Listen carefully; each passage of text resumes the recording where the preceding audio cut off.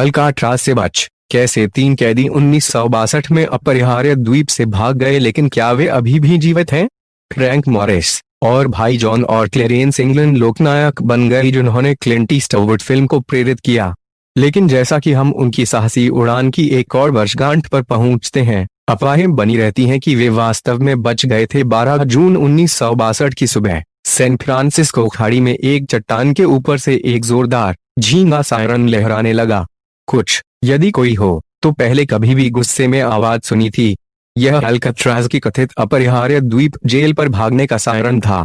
26 साल पहले मंगलवार को सुबह के बिस्तर की जांच से पता चला कि 3 कैदी अपनी कोशिकाओं से गायब थे।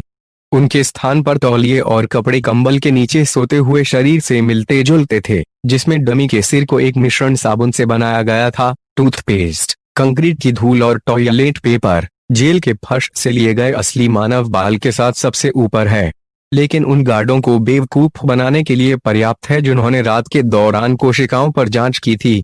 संघीय एजेंटों, राज्य और स्थानीय पुलिस, तटरक्षक नौकाओं को शामिल करते हुए एक विशाल युद्ध शुरू हुआ। सैन्य हेलीकॉप्टर और कम से कम 100 सशस्त्र सैनिक। लेकिन फ्रैंक मॉरिस और भाइयों जॉन और क्लेरेंस इंग्लैंड को कभी भी आधिकारिक रूप से नहीं मिला, और इसलिए सजायाफ्ता बैंक लुटेरों की तिकड़ी लोकनायक बन गई। आज भी उनकी पौराणिक कथा जीवित है। कुछ लोग सोचते हैं कि क्या पुरुष खुद भी ऐसा करते हैं? अभी भी तीनों के जिंदा होने का एक ही मौका है। मॉरिस आज 91 साल की हो जाएंगी, जॉन इंग्लैंड 88 और उनके छोटे भाई क्लेरेंस 87।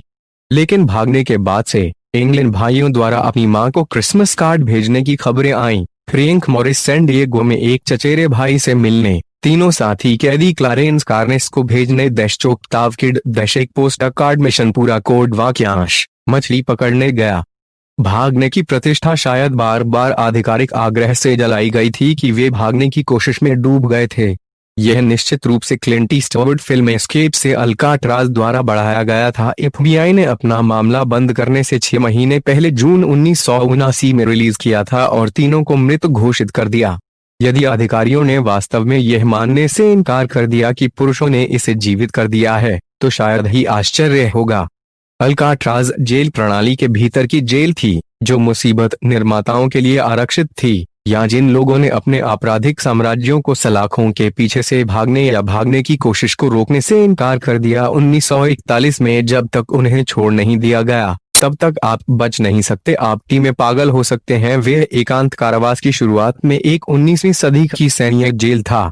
केवल सामान्य निकास मार्ग, मृत्यु या दुर्बलता थे। बाद में अल कैपोन अंततः 1945 में कैसे बाहर निकल आए? सिफिलिस से इतना परेशान था कि उसे सोफास जेल की सलाखों के पीछे से अपना गैंगस्टर साम्राज्य चलाने में असमर्थ समझा गया। अल्काट्राज में प्राकृतिक अवरोधों ने मानव सुरक्षा को बढ़ाया, जिसमें एक दिन में 12 सिर शामिल थे। जेल गार्ड आगंतुकों के साथ हर संपर्क को सुनते थे, और मेटल डिटेक्टर इतने संवेदनशील थे कि उन्हें अल कैपोन की मां के कोरसेट में रहने से रोक दिया गया। जेल केवल 1.5 मील की दूरी पर हो सकती है, लेकिन विशेष रूप से कैदियों को बहुत कम या कोई व्यायाम की अनुमति नहीं है। इसमें घातक तैरने की क्षमता थी। पानी अक्सर कड़वा, ठंडा और खुरदरा था। मजबूत धाराएं और घातक उपक्रम थे। हालांकि शार्क संक्रमित जल की बात एक अतिशयोक्ति की बात है। जेल की लोक कथाओं ने सेबरूस के बारे में बताया। कारागार ब्यूरो ने एक शार्क को केवल एक फिन दिया, जिसने इसे तैरने के लिए मजबूर किया द्वीप के चारों ओर स्थायी हलकों में। सच में, खाड़ी में शार्क आमतौर पर तेंदुए के शार्क होते हैं, आदमी नहीं खाते हैं। हालांकि वे लाश को साफ करने में सक्षम थे। किसी भी आदमी जो डूबने की कोशिश कर रहा था। 1934 में इसके उद्घाटन और 1963 में इसके बंद होने के बीच एक नागरिक प्रायद्वीप के रूप में अल्काट्राज के 29 वर्षों के दौरान 36 कैदियों ने बाहर निकलने की कोशिश की। 27 अप्रैल 1936 को एक प्रयास करने के लिए पहले कैदी, जिसमें शामिल होने के लिए भागने की कोशिश में 6 की गोली मारकर हत्या कर दी गई। हालांकि चूंकि उन्होंने गार्ड टावरों को ध्यान में रखते हुए बाड़ पर चढ़ना चुना था, इसलिए उनके मन में आत्महत्या नहीं, फरार हो सकती थी। 36 में से 23 एस्केपर्स को जिंदा निकाला जाएगा। 2 मृत पाए गए और डूब गए। 1962 की तिकड़ी के लिए 36 में से 5 बच निकलते हैं, और लुटेरों थियोडोर कोल और राल्फ रो, जिन्होंने 16 दिसंबर 1937 को अपनी कोशिकाओं से बाहर निकलने के लिए हैक्सॉ ब्लेड का उपयोग किया था, वे भी अधिकारियों के आग्रह के अधीन थे, जिनकी मृत्यु हो गई। लसे ये गांठ ज्वार द्वारा प्रशांत महासागर की विशालता में बह गया। एक दिन इतनी धूमिल होती है कि कोई भी मददगार माना जाता है और उन्हें बचाने में असमर्थ होता है। वे भी लगातार अफवाहों के अधीन थे जो वे जीवित थे। एक खाते में अल्काट्रेज वार्डन जेम्स जॉन सेटन को हर साल पोस्ट कार्ड भेजते थे, लेकिन उन्हें क्लिंट ईस्टवुड उपचार नहीं मिला। मॉरिस और इंग्लिंस के पलायन के कई विवरण उस व्यक्ति से दूर हो गए थे जिन्होंने उन्हें शामिल करने का इरादा किया था, कम शिक्षित कार चोर एलन वेस्ट। उनकी तरह उन्होंने अपनी कोशिका भित्ति में वेंटिलेशन वाहिनी खोलने को चौड़ा किया था, लेकिन उनके विपरीत उन्होंने कंक्रीट को किनारे करने के लिए सीमेंट का इस्तेमाल किया था कि उसके श्रम साध्य चारों ओर से बाहर निकलने के छेद से टकरा रहा था। भागने की रात उसने पाया कि उसका सीमेंट सेट हो गया था और जब तक उसने बाहर निकलने के लिए इसे चौड़ा किया, उसने पाया कि बाकी लोग उसके बिना चले गए थे। वेस्ट अपने सेल में लौट आया और सो गया और उसके भागने के प्रयास के लिए दंडित नहीं होने के बदले में उसने सभी जांचकर्ताओं को बताया। और इसलिए हमने सीखा कि कैसे 6 महीने के लिए भागने की सावधानी पूर्वक योजना बनाई गई थी। मॉरिस द्वारा एक व्यक्ति 11 पर अनाथ हो गया और पहले 13 पर दोषी ठहराया गया। अमेरिका की आबादी के शीर्ष 2% में एक बुद्धि के साथ वह फिल्म में ईस्टवुड द्वारा निभाई गई थी। 4 लोगों ने कैंटीन चम्मच का उपयोग करके 9 फीट कोशिकाओं द्वारा 5 फीट में वेंट को चौड़ा कर दिया। जो ब्लेड उन्हें जेल के मैदान में मिला था उन्हें त्याग दिया, और एक ड्रिल जो उन्होंने टूटी हुई वैक्यूम क्लीनर की मोटर से की थी। उन्होंने अपने काम की आवाज को बाहर निकालने के लिए मॉरिस की कॉन्सर्टिना का उपयोग किया और जो कुछ वे कर रहे थे उसके दृश्य संकेतों को छिपा दिया। जेल पुस्तकालय से पत्रिकाओं का उपयोग कर पेम्पियर मच्चे वेंटिलेशन वाहिनी ड्रिल्स डमी का उपयोग पहली बार वे सो रहे गार्डों को समझाने के लिए किया गया था, जबकि वास्तव में वे अपनी कोशिकाओं को रात के समय एक गुप्त दौरे के लिए छोड़ गए थे। सिल ब्लॉक छत पर कार्यशाला उनकी कोशिकाओं में छेद के माध्यम से पहुंचा। एक गैर उपयोगिता गलियारा और नलसाजी पाइप जो उन्होंने चरणों के रूप में उपयोग किया। छत पर उन्होंने गुप्त रूप से जीवन जैकेट और 50 फीट चोरी या दान किए गए 50 दानियों में से 14 फीट के जीवन को 6 फीट किया। मॉरिस के कॉन्सर्टिना का उपयोग करके बेड़ा फुलाया जा सकता है। कहा जाता है कि यह डिजाइन एक लेख पर आधारित था जिसे उन्होंने लोकप्रिय मैकेनिक्स पत्रिका की एक प्रति में देखा था। जेल की लाइब्रेरी 11 जून की रात को वे 9:30 बजे तक सिर की गिनती तक इंतजार करते रहे, लेकिन इससे पहले कि पश्चिम ने सफलतापूर्वक सेल ब्लॉक छत तक बना दिया। वहां से वे एक बड़े वेंटिलेशन शाफ्ट के माध्यम से एक उच्च छत तक पहुंच गए। तीनों लोगों के बाहर निकलते ही गार्ड ने वास्तव में एक बड़ी दुर्घटना को सुना इस शाफ्ट की, लेकिन आगे कुछ भी नहीं सुनने के बाद शोर की अवहेलना की। अपने घर के बने सामान को अपने साथ ले जाकर तीनों अपराधी जमीन पर एक बड़े बाहरी पाइप को झटकने में सक्षम थे, पर दीवार के शीर्ष पर कांटेदार तार के माध्यम से काटने से पहले रात 10 बजे के कुछ समय बाद वे अल्काट्राज से फिसल गए। घने कोहरे से गुजरते हुए अपने पहले उद्देश्य जलद्वीप उत्तर की ओर 2 मील वहां से पश्चिम के अनुसार उन्होंने अपनी जेल की वर्दी को बदलने के लिए मुख्य भूमि पायलट के कपड़े तक पार करने की योजना बनाई थी और उनकी चोरी करने के लिए एक कार चुरा ली।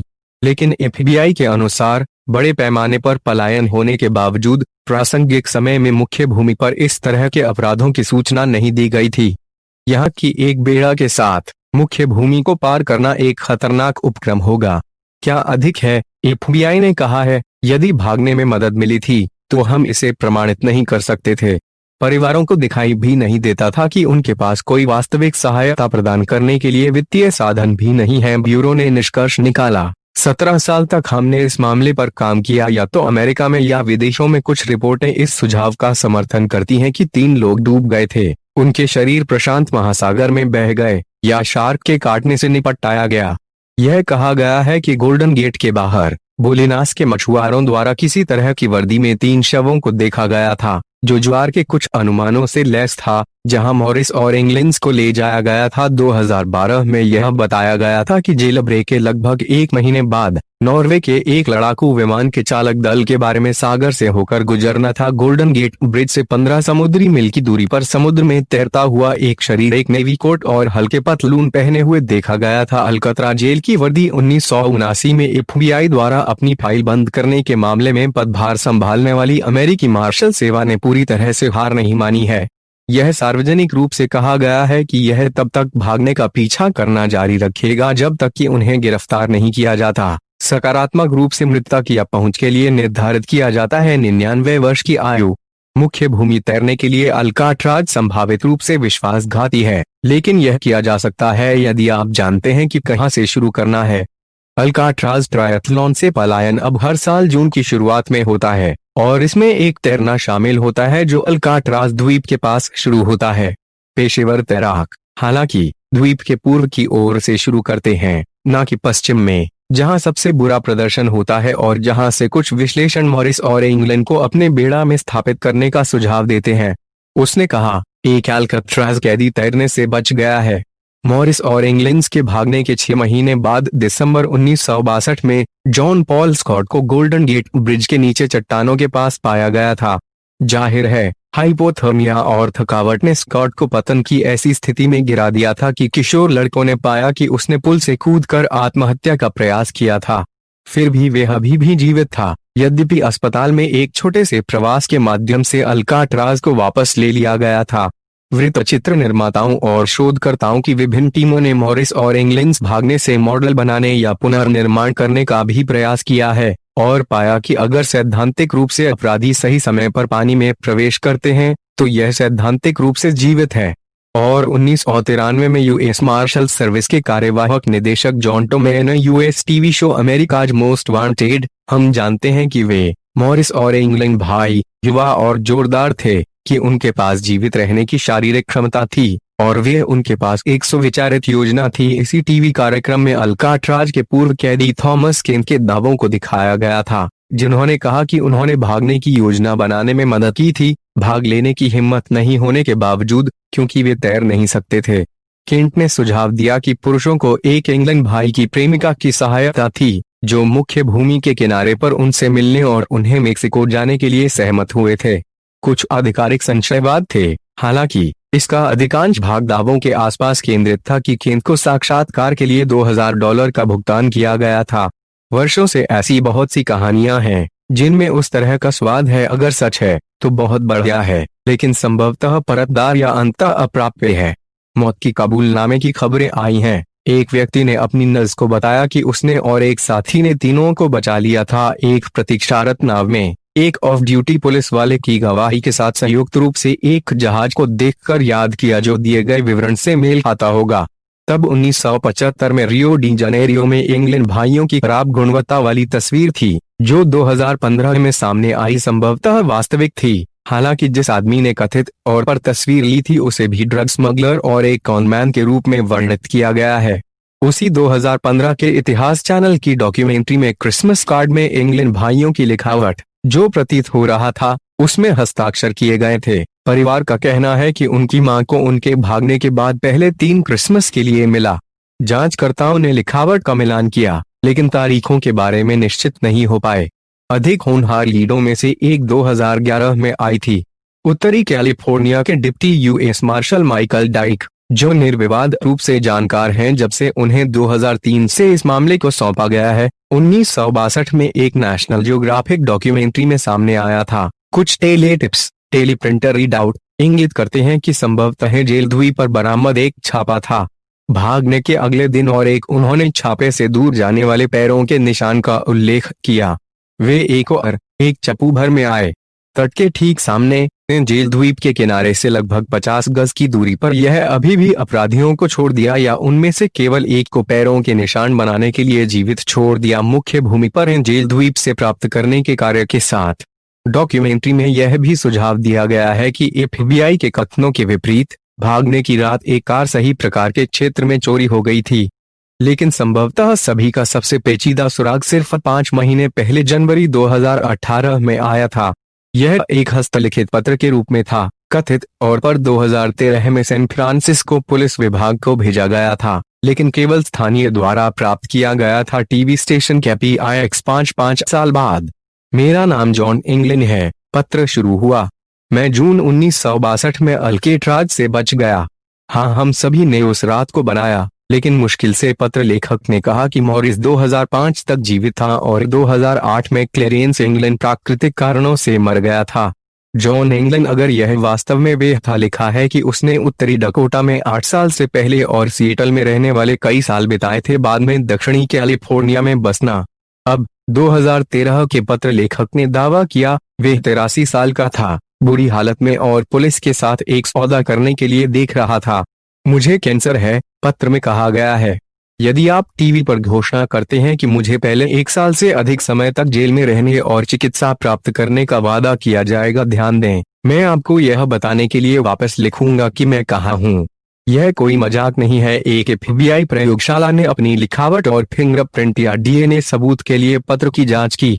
परिणाम अनिर्णायक थे, लेकिन एंगलन भाइयों के भतीजे डेविड विडनर ने 2 भगोड़े लोगों की पारिवारिक कहानियों को पुनर्जीवित किया, जिन्होंने अपनी मां को संदेश भेजे थे। विडनर ने अपनी दादी से 1962 के बाद कई वर्षों तक गुलाब और एक हस्ताक्षरित कार्ड प्राप्त करने की बात की, और उन्होंने सुझाव दिया कि यदि वे अल्काट्राज से जीवित निकल गए होते तो जॉन और क्लेरेंस एंगलन ने अपने युवाओं के आपराधिक फौलियों को दोहराया नहीं होता। मुझे लगता है कि अल्काट्राज शायद उनके लिए एक बहुत बड़ा सबक था, श्री विडनर ने कहा। मुझे विश्वास नहीं है कि उन्होंने इसे वहां से निकाल दिया था। उन्होंने कहा कि वे किसी भी और अपराधों को करने के लिए पकड़े जाने के लिए अल्काट्राज में वापस जाने का जोखिम उठाते थे तो शायद वे बच गए। हालांकि एक छोटी सी विडंबना यह है कि अगर मॉरिस और एंगलन ने बस इंतजार किया था तो उन्हें अपने जोखिम के लिए जरूरी नहीं होगा अल्कतरा से बचकर भागना। पलायन के 1 साल से भी कम समय बाद 21 मार्च 1963 को यह संस्थान जेल के रूप में बंद हो गया। दीवारें उखड़ने लगी थीं। यह कैदी कार्यवाही के बजाय प्राकृतिक क्षय के माध्यम से समय और तत्कालीन अटॉर्नी जनरल रॉबर्ट कैनेडी ने फैसला किया कि जेल के रखरखाव बहुत महंगा हो गया। इससे भी बड़ी विडंबना यह है कि अल्काट्राज अब एक पर्यटक आकर्षण है, जिसका अर्थ है कि इससे बचकर एंगलन बंधु और फ्रैंक मॉरिस शायद किसी अन्य की तुलना में जगह को बढ़ावा देने के लिए अधिक या सिवाय शायद क्लिंट ईस्टवुड